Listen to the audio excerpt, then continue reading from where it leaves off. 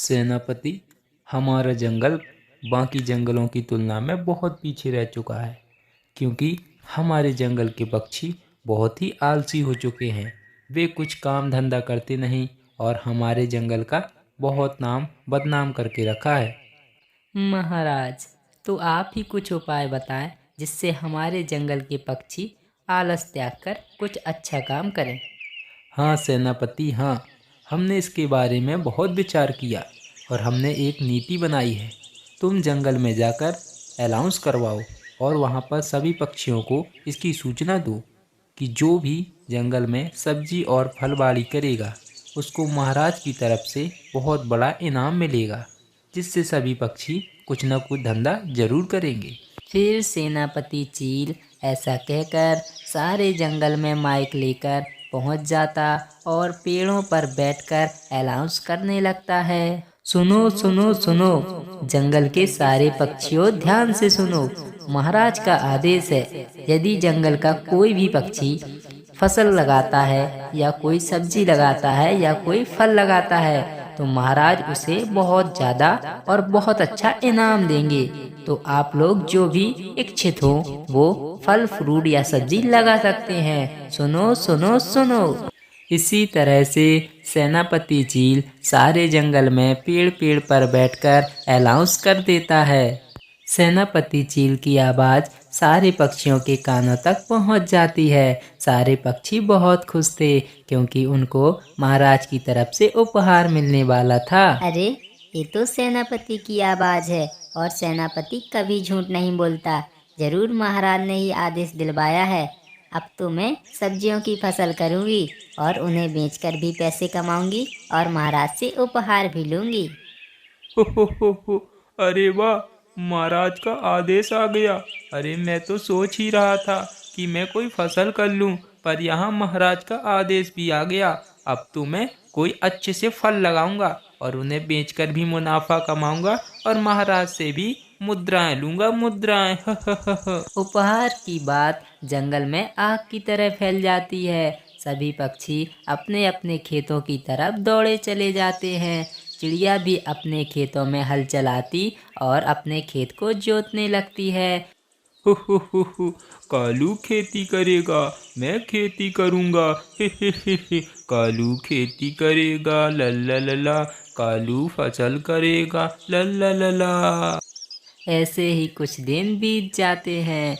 कुछ दिनों बाद चिड़िया की फसल भी बड़ी हो जाती है और मिट्ठू तोता की भी फसल बेचने योग्य हो जाती है। पापा पापा, मुझे जंगल जाना है। मैं कभी जंगल नहीं गई। मेरी सहेलियां बता रही थी जंगल बहुत खूबसूरत है और वो सभी लोग जंगल घुमाई हैं, पर मैं जंगल नहीं जा पाई। आज मैं जंगल घुमाऊं पापा। रागनी बेटी, तुम जंगल के राजा की बेटी हो और राजकुमारियों को जंगल घूमना शोभा नहीं देता। तुम हमें बताओ, तुम्हें क्या चाहिए? हम जंगल से सेनापति को कहकर मंगवा देंगे। नहीं नहीं पापा, मुझे कुछ नहीं लेना। मुझे जंगल घूमने जाना है और मेरा मन होगा तो मैं वहीं अच्छे फल खा लूंगी। बस मुझे आप जंगल जाने दीजिए। चील महाराज की बेटी ऐसे ही अपने पापा से जिद करती है। अरे बेटी, तुम नाराज मत हो। यदि तुम जंगल जाना चाहती हो तो तुम्हें मुझसे वादा करना होगा कि तुम जंगल में ज़्यादा दूर नहीं जाओगी और जल्दी ही वापस आ जाओगी। हाँ हाँ पापा, मैं आपसे वादा करती हूँ। मैं जल्दी ही जंगल से वापस आ जाऊंगी और दूर भी नहीं जाऊंगी। इतना कहकर रागनी चिड़िया वहाँ से उड़ जाती है। वह जंगल की तरफ जाती है। वह जंगल जा ही रही थी, तभी अचानक से हवा का तेज झोंका आता है और रागनी चिड़िया संभल नहीं पाती। वह उड़कर दूर झाड़ियों में फंस जाती है। अरे वाह, अरे वाह, मेरी फसल तो बड़ी हो गई और बेचने योग्य भी हो गई। लगता है जंगल में सबसे पहले मेरी ही फसल हुई है। ऐसा करता हूँ, महाराज के यहाँ जाता हूँ और पता करता हूँ। नहीं तो फिर मार्केट जाकर देखता हूँ क्या बाकी पक्षियों ने फसल बेचना शुरू तो नहीं कर दिया। तो मैं भी कल से अपनी फसल बेचूंगा। हाँ, ऐसा ही करता हूँ। ऐसा कहकर कालू कौवा वहाँ से उड़ जाता है। वह मार्केट की तरफ जा ही रहा था, तभी उसे रागनी चिड़िया दिखाई देती है। अरे, अरे, ये तो महाराज की बेटी है, राजकुमारी जी। पर ये यहाँ क्या कर रही? और ये तो झाड़ियों में अटकी हुई है। ऐसा करता हूँ, इनको नीचे उतारता हूँ और महाराज के पास ले जाता हूँ। महाराज बहुत परेशान हो रहे होंगे। फिर कालू कौवा उड़ते उड़ते रागनी चिड़िया को झाड़ियों से बाहर निकाल देता है। कौवा जी, आपका बहुत बहुत धन्यवाद। आपने मेरी जान बचा ली, वरना इन झाड़ियों में तो मेरी जान ही निकल जाती। मैं आपको अपने पापा से कहकर भारी इनाम दिलवाऊंगी। हु। अरे, इनाम की कोई ज़रूरत नहीं है राजकुमारी जी। मैं आपको जानता हूँ, आप महाराज चील की बेटी हैं। पर आप जंगल में क्यों निकली थी? आपको क्या चाहिए जंगल से? कालू जी, मैं अपने पापा से पूछ के ही जंगल से निकली थी, पर हवा के झोंके में मैं यहाँ फंस गई। मैं फल खाने के लिए जंगल जा रही थी, पर अभी तक मुझे कोई फल नहीं मिला। राजकुमारी जी, आप क्यों परेशान होती हो? आप मेरे साथ मेरे खेत पर चलिए। वहाँ पर मैंने बहुत सारी चुकंदर लगा रखी है। आपका जितना मन हो आप खा सकती हो। चलिए। फिर कालू कौवा राजकुमारी चिड़िया को अपने खेतों पर लाता है और उसे अपनी फसल दिखाता। अरे वाह कालू जी, आपके खेतों पर तो बहुत सारी चुकंदर लगी हैं। मैं तो बहुत सारी चुकंदर खाऊंगी। बहुत ही अच्छा खेत है आपका। ऐसा कहकर राजकुमारी चिड़िया चुकंदर खाने लगती है। वह तब तक चुकंदर खाती है जब तक कि उसका पेट नहीं भर जाता।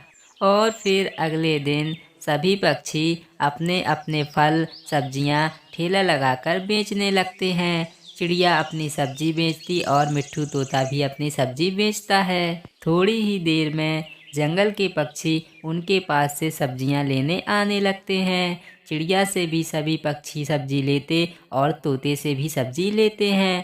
पर अभी तक तो कल्लू कौवा से किसी ने भी सब्जी और फल नहीं लिए थे। अरे, ये क्या माजरा है? इनकी सब्जी फल तो बिक रहे हैं, पर मेरे पास से कोई फल नहीं ले रहा है। ऐसा क्यों? मैं फिर से आवाज लगाता हूँ। हाँ, मैं फिर से आवाज लगाता हूँ। सब्जी ले लो सब्जी, फल ले लो फल, मीठे मीठे फल। अरे, 1000 रुपए किलो फल ले लो फल, बहुत मीठे हैं, आओ ले लो फल। पर फिर भी कालू कौवे के पास कोई भी फल लेने नहीं आता, क्योंकि कालू कौवा अपने फलों को बहुत ही महंगा बेच रहा था। शाम हो जाती है, सभी पक्षी अपने अपने घरों में छिप जाते हैं। अरे जुगनू, मैंने सुना है, अरे वो पास के जंगल के पक्षियों ने बहुत फसल उगाई है। और किसी ने फल, किसी ने सब्जियां, तरह तरह की चीजें उगाई हैं। अरे अरे, क्या बोल रहे हो सरदार? क्या सच में दूसरे जंगल के पक्षियों ने फसल की है?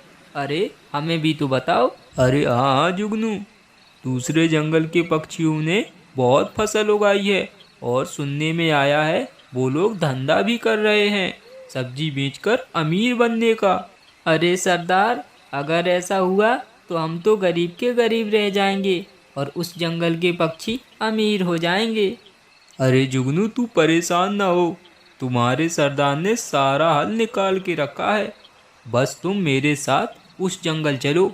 रात बहुत हो चुकी है, हम उस जंगल चलते हैं और सारे फल सब्जियां चुरा लाएंगे और अपने जंगल में बेचकर बड़े आदमी बन जाएंगे। हाँ। ऐसा कहकर दूसरे जंगल का कौवा कड़कनाथ सेठ और उसका नौकर जुगनू चील महाराज के जंगल आ जाते हैं। जुगनू यार, यहाँ पर हमें कोई नहीं देख रहा, यही अच्छा मौका है, सबके घरों से फल और सब्जियां चुराकर निकल लेते हैं। फिर कड़कनाथ कौवा और उसका नौकर जुगनू सभी पक्षियों के घर में बारी बारी से जाते और उनके घर की फल सब्जियां सारी चोरी कर लेते हैं। सरदार सरदार, हमने तो इस जंगल के सारे पक्षियों की सब्जियां चोरी कर ली, पर आप तो जानते हैं ना, ये चील महाराज का जंगल है, यदि उसे पता चल गया तो? अरे अरे जुगनू, परेशान मत हो, मेरे पास सबका इलाज है। ये देखो, मैं टोपी लाया हूँ उस मुस्लिम कौवा की, और मैं ये टोपी यहाँ के रख के जाऊँगा, जिससे सबको उसी पर शक होगा। हाँ, चलो हम चलते हैं। ऐसा कहकर कड़कनाथ कौवा और जुगनू बैलगाड़ी पर सारी सब्जियां लादकर वहां से चले जाते। कल तो मेरी सब्जियां बहुत अच्छी बिकी थीं और जो सब्जी बची थी उन्हें अभी जाके बेच आती हूँ और दोपहर में और सब्जी अपने खेतों से लाऊंगी और शाम को बेचूंगी।